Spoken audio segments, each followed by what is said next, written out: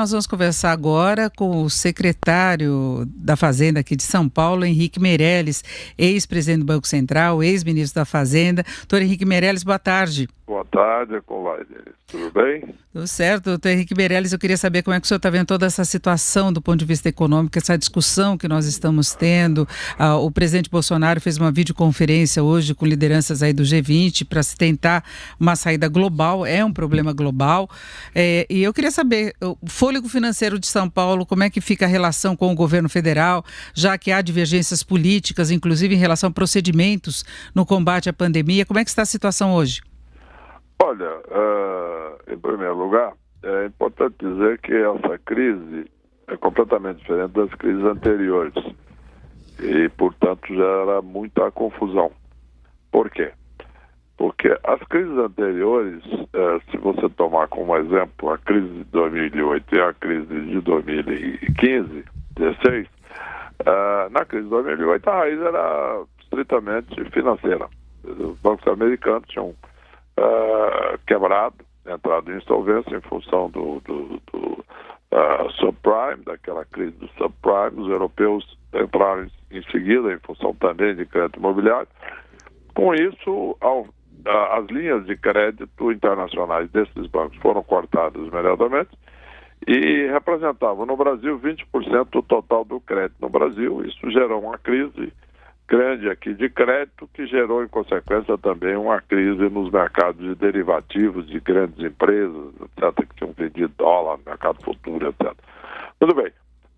Eu mencionei isso apenas para dizer que eu, lá no Banco Central, eu pude detectar precisamente qual era a razão da crise, qual era a dimensão da crise e qual era o tamanho. Em função disso, nós pudemos agir rapidamente, precisamente, e dimensionar e fazer uma previsão de saída. E, efetivamente, o Brasil foi o país que saiu mais rápido da crise no mundo naquele momento. E durou 60 dias. Fomos muito elogiados lá na reunião dos bancos centrais na Suíça, etc. Muito bem. Então, essa foi a questão. Na crise de 2015, 2016, na grande recessão brasileira, ali não, a raiz era fiscal. Nós tivemos um excesso de aumento de gastos públicos, ficou insustentável, gerou uma desconfiança enorme, a inflação subiu, caiu a confiança e parou o investimento, as empresas começaram a demitir, etc. Isso gerou, então, a crise de final de 14, 15 e 16. Nós enfrentamos isso no momento em que o diagnóstico era claro também, de uma forma clara e decisiva, que foi o teto dos gastos públicos. Criamos o teto para o aumento dos gastos públicos. E isso, simplificando uma longa história, resolveu o problema. O Brasil voltou a crescer. Muito bem. Nós saímos da maior recessão da história do Brasil e possivelmente a maior recessão que tinha entrado um país até aquele momento, em tempos de paz. Excetuando-se os tempos de guerra. Pois bem, só que agora nós estamos numa outra situação completamente diferente. Nós temos uma crise econômica que é resultado de uma pandemia, que é uma crise de saúde. Então, a discussão fica bastante confusa, para dizer o mínimo, tá? A busca de uma solução global no G20 me parece pouco provável. Por quê? Porque pode fazer um apelo, etc., mas na realidade é um mau entendimento da crise. Porque a crise é uma crise de saúde, é uma crise de um vírus, está espalhando, não adianta fazer acordo. Tá certo? Quando existe um problema econômico e problemas comerciais entre países, você pode fazer um acordo entre os países, etc., um problema político, etc. Mas um vírus espalhando aí tem que fazer um acordo com o vírus, né? Se for para ser acordo. Então, não é possível isso. Então, o que se pode fazer em termos do vírus? O que se pode fazer é medidas de contenção da propagação do vírus, que são exatamente, no caso do Brasil, o que estamos praticando, o chamado isolamento social.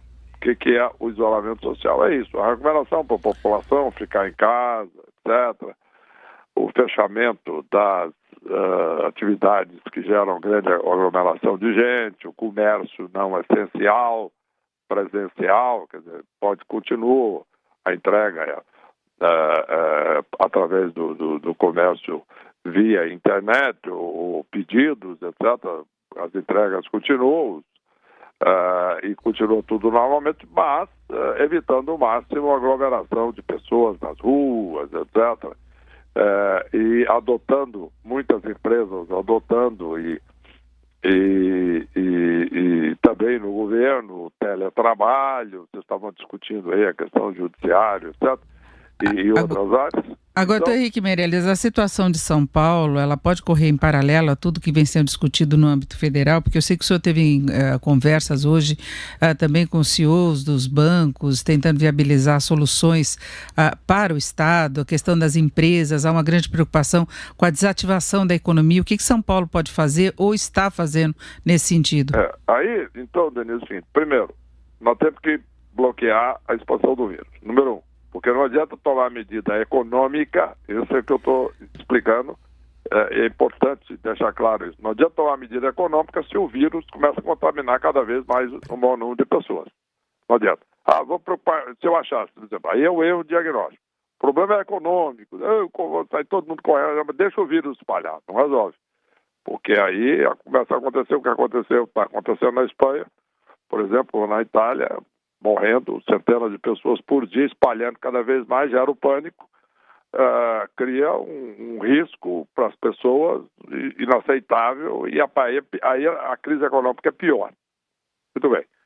Então, em dito isso, nós temos contida a expansão rápida da crise de saúde via as medidas todas de isolamento social e etc., aí nós estamos olhando também a economia. No primeiro momento, nós temos que preservar a economia para as empresas sobreviverem e as pessoas físicas que não tenham fontes de rendimento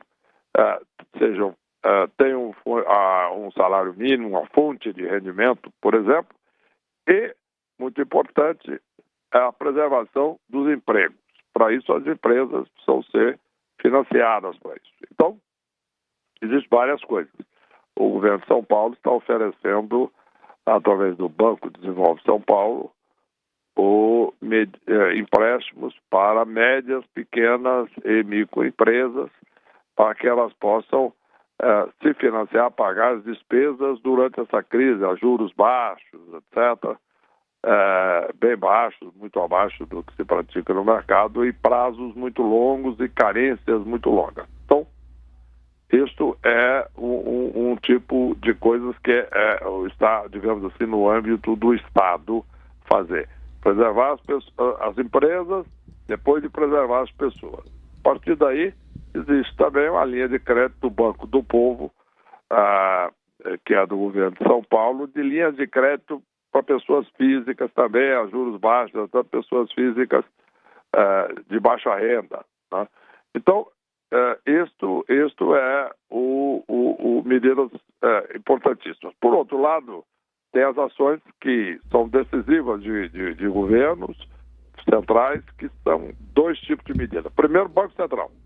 O Banco Central tem que fornecer liquidez a mercado, tem que fornecer liquidez para a população, aumentando a disponibilidade de dinheiro, como fez agora o Banco Central americano, com injeções maciças de centenas de bilhões de dólares na economia, comprando títulos que estão na mão das pessoas, entregando dinheiro, etc., para que irrigue a economia de recursos.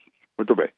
Ou do governo do Executivo, através de programas diversos, seja programas de transferência de recursos para as empresas, sejam para os estados, para o combate direto, etc., à saúde e problemas criados pela própria pandemia, de um lado, e de outro lado também transferências para os estados para conter a perda da arrecadação e, através do BNDES, Banco de Desenvolvimento, o fornecimento de linhas de crédito também em condições mais favoráveis, aí numa escala nacional. Então nós temos aí, portanto, o Banco Central tem que dar liquidez à economia, injetar dinheiro, recursos na economia.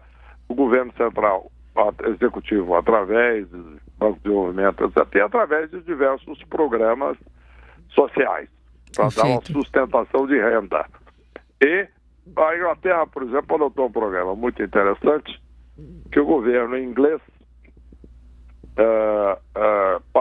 paga 80% do salário de pessoas que estão colocadas em disponibilidade pelas empresas. Eles não perdem o emprego, a empresa diz, olha, está caindo as vendas, você não precisa trabalhar, o governo inglês entra e paga 80% do salário da pessoa. Evita o desemprego, né?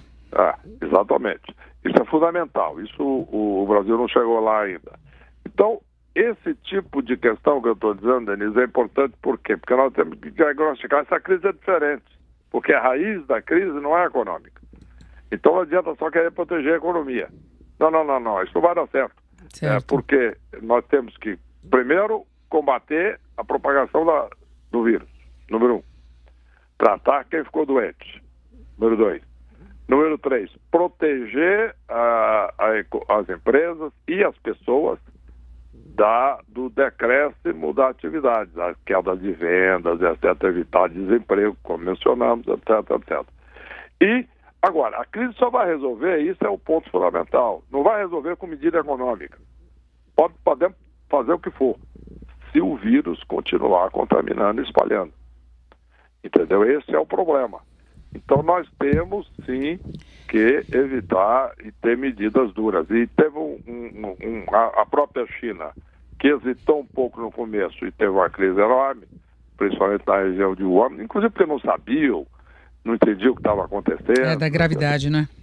E aí, foi uma coisa gravíssima na região, o próprio governo sonegou informações, o governo local, mas também, no momento em que tudo foi entendido, o governo federal adotou medidas duríssimas, de isolamento. E deram resultado, né? E até de confinamento. E aí sim, você tem razão, foi um resultado impressionante. Subiu de uma forma impressionante os novos casos e caiu de uma forma impressionante os novos casos. Perfeito. Doutor Henrique Meirelles, eu agradeço muito a sua participação aqui na nossa programação. Nós estamos o dia todo falando dos impactos do coronavírus, de tudo que está sendo feito para combater. Eu desejo um bom trabalho aqui no estado de São Paulo. Muito obrigada mais uma vez. Obrigado para você, Denise. Vamos aí, boa sorte a todos. Exatamente, obrigada.